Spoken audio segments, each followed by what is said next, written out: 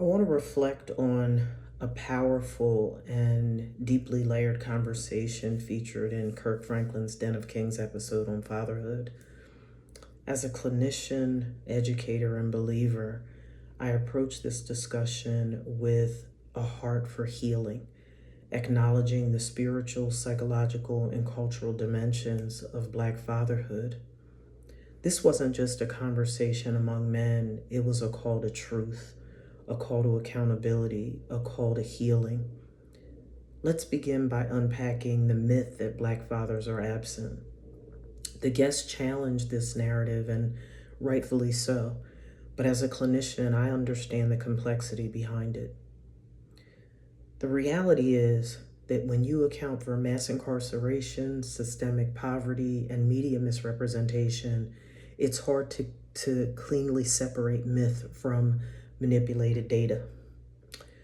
What we can say is that where fathers are emotionally or functionally absent, children often experience fractured attachment, diminished self-worth, and generational dysfunction. The wounds run deeper when layered with poverty, unstable households, and educational limitations. Another key that was raised during the conversation was about generational wealth. One guest said that his perspective was the breakdown of the nuclear family disrupts wealth building. That's true, but I believe the greater enemy is a lack of financial literacy. When trauma prevents families from managing or multiplying what they have, poverty becomes generational, not just circumstantial. A consistent theme I heard was concerning the pain of unmet emotional needs from their own fathers. Each man shared a story of absence, neglect, or emotional void. They were fathering without a healthy blueprint. That's so powerful. That's what we call intergenerational trauma. When the father doesn't heal, the child carries the weight. Interestingly, all of the men described themselves as men of faith. And that's not for me to judge or disagree with or anything like that. But what I found interesting, though, was that none of them actually articulated that they put God first. As Christians, we're taught, seek ye first the kingdom of God and all his righteousness, and all other things will be added unto you. In my personal and professional opinion, faith isn't just spiritual, it's stabilizing.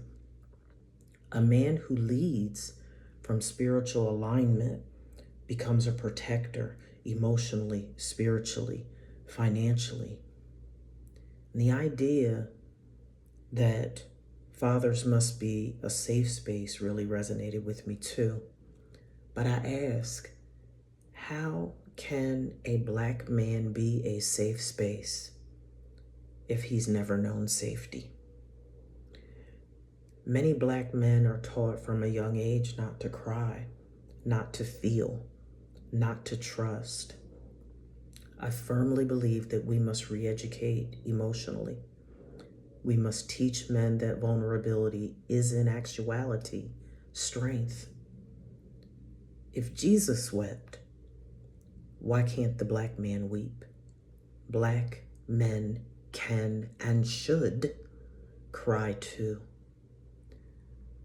The discussion around sex was deep. The discussion around sex and fathering children with women they barely knew was especially telling to me from a clinical perspective. It's not just about lust, in my opinion. It's about longing for validation, longing for connection. I truly believe that men are chasing something deeper through people, performance, and productivity. But as one guest said, what happens when you can't perform anymore? What happens when you can't perform anymore? I believe that's when purpose matters more than position. There was another moment that deeply moved me during this discussion. One guest said, you need a man in your life to have a proper blueprint for love. Yes, yes, and yes again. That is biblical, that is clinical, that, in my perspective, is true. Children need both masculine and feminine energy in their lives, not because one is better, but because together they reflect God's design. We must, as a society, stop romanticizing dysfunction and start restoring what's been broken. The men also talked about that powerful word, fear. What I like to say is false evidence appearing real. The men talked about their fears related to fatherhood and the importance of being transparent with their children. That's so powerful to me. But many Black men, in my opinion, are terrified to be vulnerable. And I believe that terror comes from a society that tells them if you show emotion, you're weak. That comes from a culture that tells them if you show emotion, you're weak. But I say, vulnerability is legacy. When a father owns his fear and truth, he models courage for his children. One guest said, men have to win wounded. But let me offer this. We must help men win healed. Healing is spiritual, and healing is possible. Every day, with every effort, they plant seeds for a different kind of legacy. And I believe those seeds come from our ability to heal. And as the conversation ended, they discussed corporal punishment, which is another very, very hot and sensitive topic for me. I believe that this is a topic that we must confront. Corporal punishment in Black families is often a residual trauma from slavery. Just my opinion. And far too often in Black households and communities and in our culture holistically,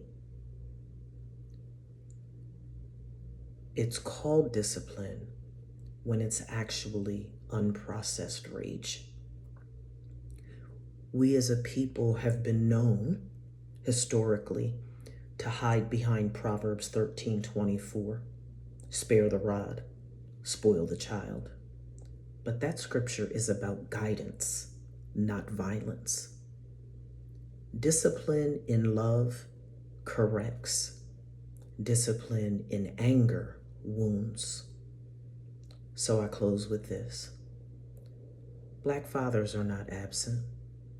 They are often unseen, unheard, and unhealed. But healing is possible. Legacy is possible.